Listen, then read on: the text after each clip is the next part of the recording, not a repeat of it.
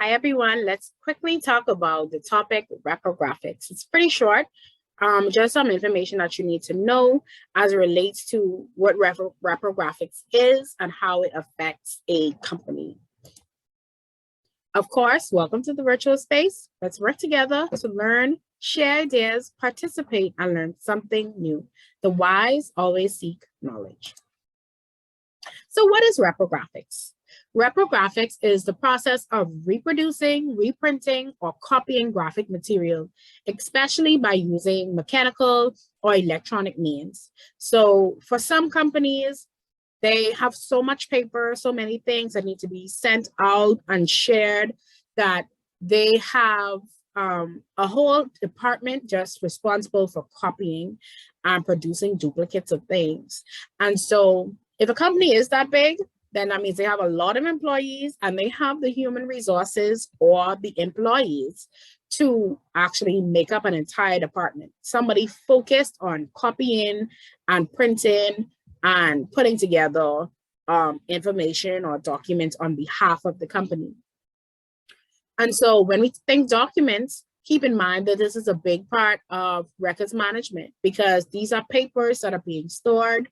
Normally, these are things that if you're copying things, you have to keep good records of them, or you have to keep good copies of them as well. And so all of this is affected by the records management system of the company. Usually the process is carried out with the use of special equipment. And so we're going to talk about some of that special equipment. Special equipment definitely including things like photocopiers, copiers, laminators, dictation devices, and printers. When we look at reprographic equipment, let's note that these are your key pieces of equipment. We have photocopiers, which are used to copy multiple copies of documents. Some of them staple, some of them copy back and back to back or back to front. And some of them you can copy a long sheet of paper and actually reduce it to a small sheet of paper. So when you find a company with an actual reprographic department, they have to have some of these because these are heavy duty. They do a lot of copying for you. And these tend to be the machines that are going to staple and make life a whole lot easier in the copying process. So think of like a school. Think of schools, and in your school, there's often a lot of papers, final exams, different things that have to be copied. Life would be difficult if they had a little tiny scanner versus a photocopier that could help the office to get things done faster. That's the purpose of a lot of these reprographic documents, or these not documents, equipment, to make the copying process much easier. We have a machine called the laminator machine that if you've ever seen any of those papers or things that are around a teacher's classroom that are hard and they look like they're encased in plastic, they have been laminated. And so a laminator tends to look similar to a printer. You put the paper through the top, and what happens is as it goes through and it comes out, it encases the paper in a hard plastic that it melts over the top of it, which allows the paper to be kept for multiple use. They use them a lot for signs and things like that. And so it just helps to protect documents, as well as you can use them for ID cards for your employees. So they're pretty helpful in that regard. Of course, everybody should be familiar with printers, and these are things that take information from a computer screen and transfer it directly onto paper. So here's an example of your printers. And then we have different types of printers, which are inkjet printers and laser printers. And so what's worth knowing is that with inkjet printers, they tend to use a lot more ink, but none of these printers nowadays actually have the ink or the actual machine touching the paper. So that's a question I've seen somewhere before. It's not very common. They ask about printers, but if you do, just know that there are two types, inkjet and laser printers. Lasers tend to print information onto a paper using lasers more than ink. So that's why inkjets tend to use more ink. Then we have binders. So using binder machines, that allow you to fasten multiple page documents together, like reports and plans and things like that, booklets, employee booklets. All of those can be done in a reprographic department, copying them and then putting the spiral binds on the side of them, because it's very difficult to put them in manually. And so they have machines where you just put the paper in, it hole punches everything, and then you press a button and it inserts the spirals into the actual side of the paper that you've done. And so it definitely makes documents, long documents, look more professional. And so companies can use binders to do more professional looking documents for whomever they're providing it to, customers or whomever. Then finally, we have something like a scanner. This is a scanner here. You put the paper on the bed, you close it and you press scan. And what happens is it uploads a copy of the document on the computer screen. And so those are pretty useful when you're working with things like paper documents that have not been typed in your department, or signed documents, photographs that you want to upload into the computer and put in a document or put somewhere else. Those are pretty helpful as well. And so the device uses light scanners to convert paper into electronic format. And so these are some equipment that are vital to the reprographic department, helping companies to reproduce documents and copy documents and make documents look as professional as possible. Supplies, of course, would go along with reprographic equipment. And the main supplies, of course, if you're talking about copying and duplicating, is going to be paper.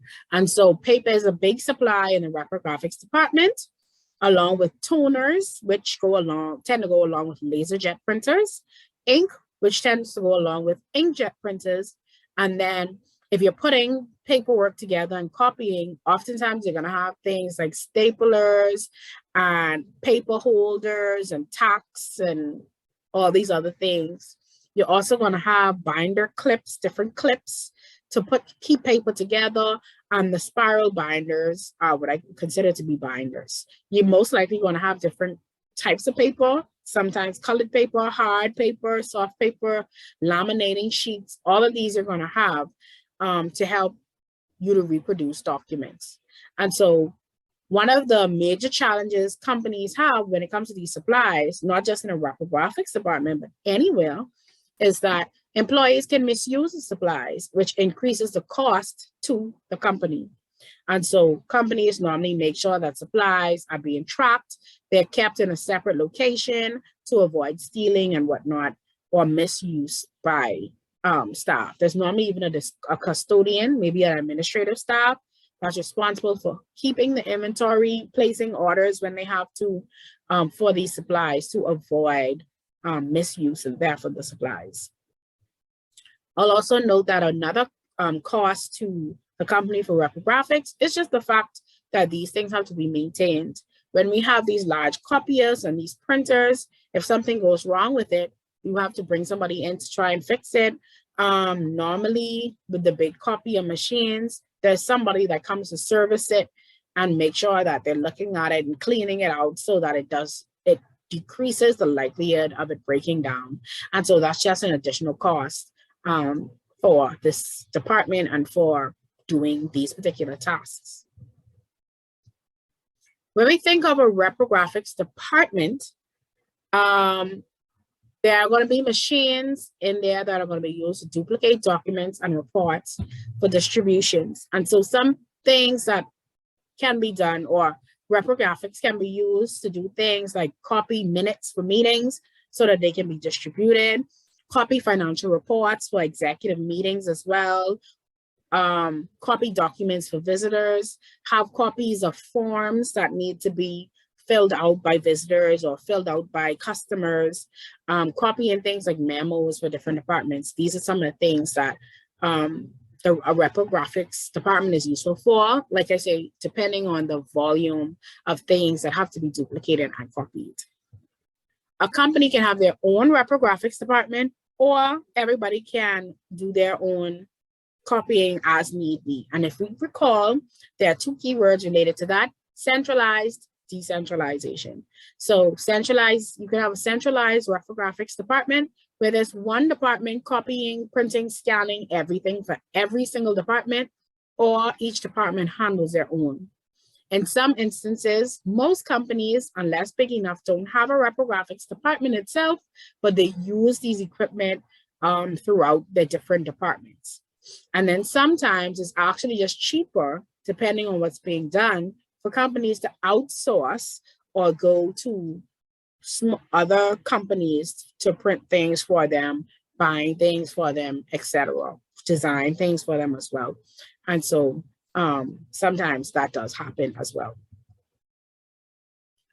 When it comes to controlling costs in these departments, what you're going to make sure you do is your company can decide to centralize the function of reprographics and put all machines in one area, making it easier to monitor these machines, making it easier to make sure the machines are serviced on time, and to avoid buying multiple inks from different places or for different machines that are elsewhere.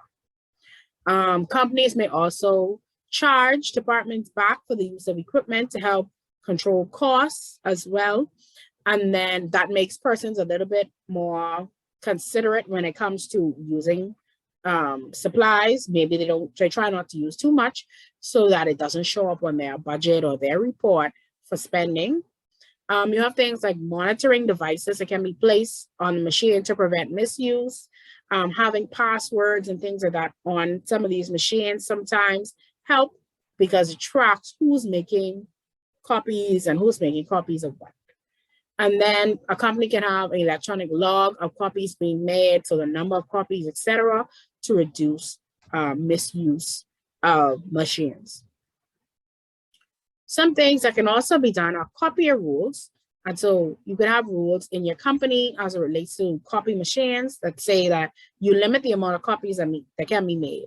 So nobody should be copying something over 20 pages. You put a rule out there that everybody should be conservative when using the copier. Instead of printing single sheet, maybe print back and front. That saves the amount of paper that you have to buy in the department itself. You want to follow copyright laws. These laws say that you cannot copy somebody else's work for personal gain. And so normally you follow those rules as well. You avoid personal printing and copying in the work environment. This is a big one, really big one. Always clean the area when you're done. That prevents mishaps or something falling down, or, just keeps the area neat and tidy.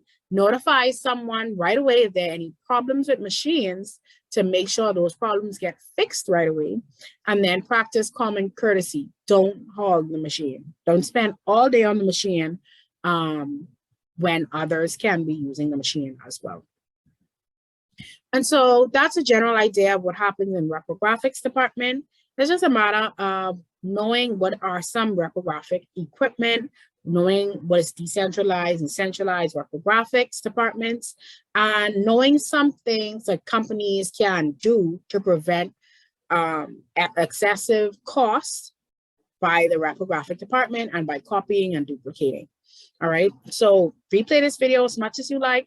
Hopefully it helps you to understand and remember some things. Feel free to contact me if you have any questions, and I will see you in another video. Happy studying. Hi, Brenda here. I just want to take the time to say thank you for choosing this course. Thank you for choosing yourself and for preparing as you should for office procedures BGCSE. Look forward to more from me and Business Teacher Pal, and I look forward to seeing you in other classes. Bye.